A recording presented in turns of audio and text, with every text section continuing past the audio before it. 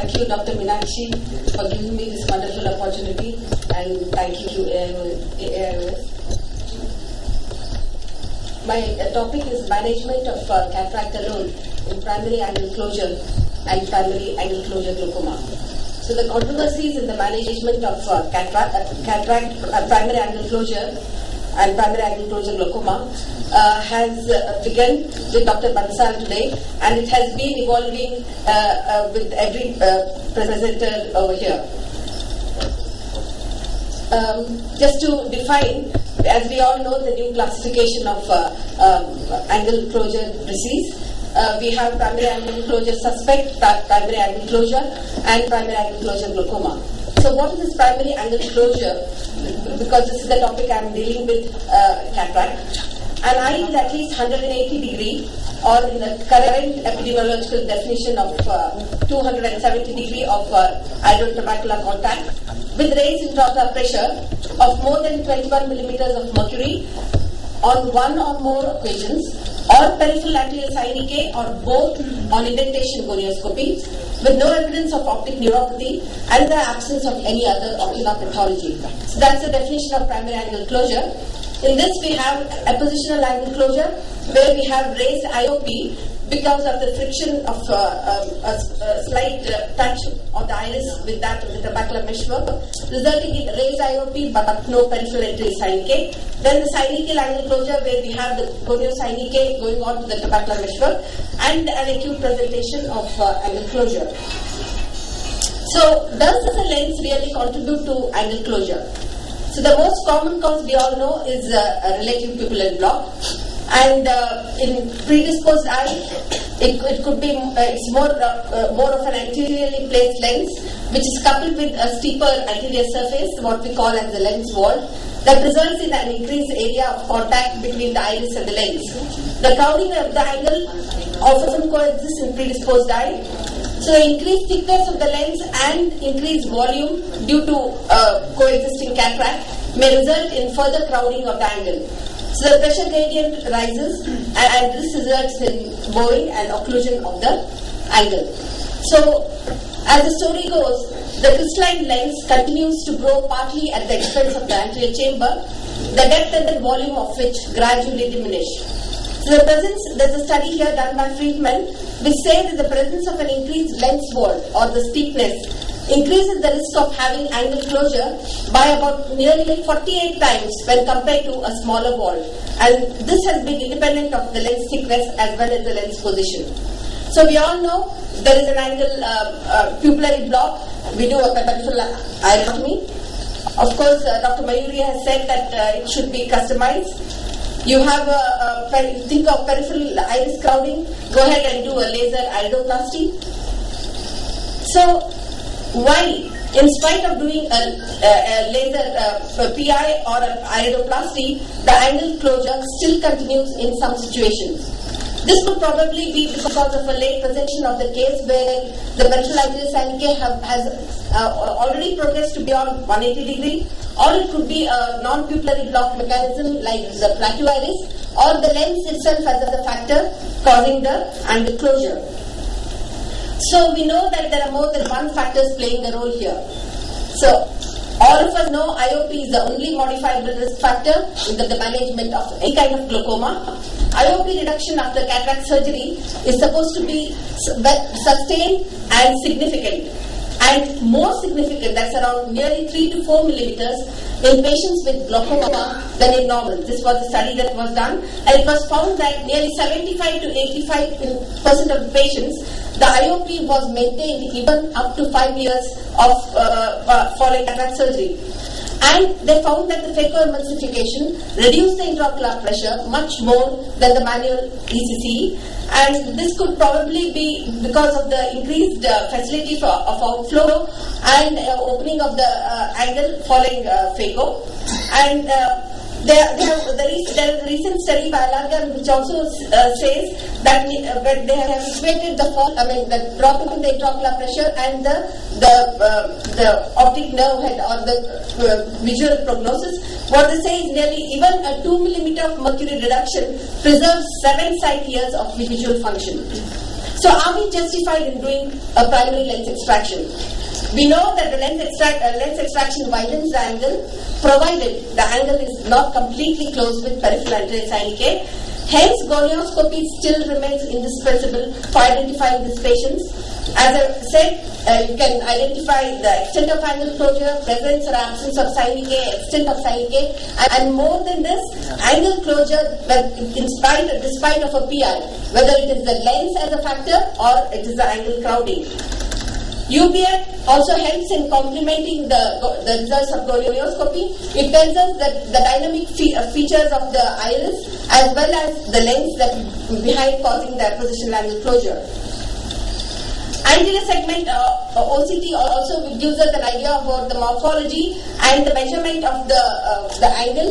It also gives us an idea of the lens vault, that is the distance between the cornea, that the perpendicular drawn from the cornea to the anterior surface of the lens to that of the two scleral spurs on either side. This is supposed to be a novel risk factor for angle closure. So a chart is this look to be a very crowded chart, but what I want to show you is ultimately you have done an PI for an angle closure, and then you have to know whether cataract is there or not. If the cataract is present, whether it's visually significant. Yes. If it is yes, is the IOP high or no? If the IOP is high, is it an appositional closure? Well, whether it is an appositional closure or a syndicate closure, you have seen here in red, most of where you have, the patient can undergo cataract surgery, except for syndicate closure of 180 degree, where you do a phaco track.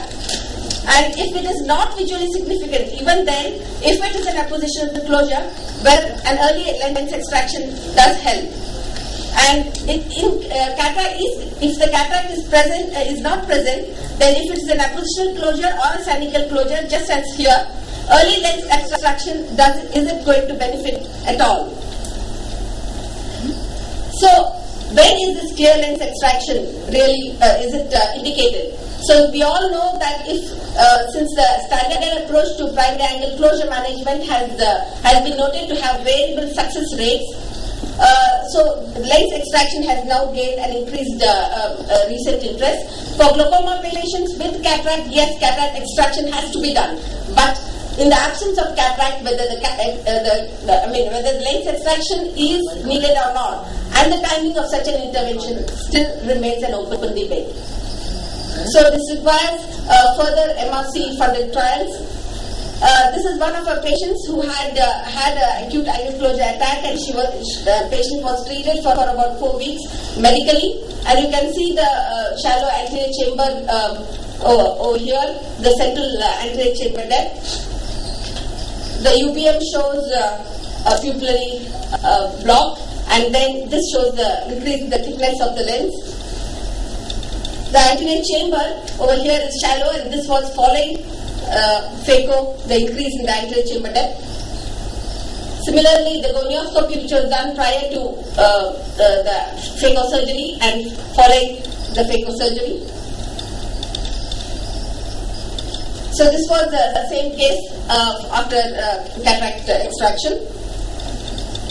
So the cataract surgery is promising, but it's definitely challenging. That's because there are certain inherent problems here. As you see, this is not a video where the video appears hazy, but it's because of the cornea which has been already compromised. Now the problems here are the compromised cornea and making the cornea hazy in spite of controlling the intraocular pressure. Then you have the shallow anterior chamber, you have the non-dilating pupil, and of course the intumescent lens. All these pose problems during cataract surgery. So the view here shows.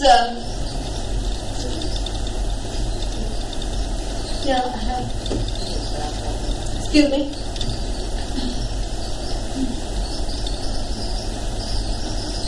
Media unavailable. It won't. Pardon? It says media unavailable. Yeah. we started off doing a rexus over here.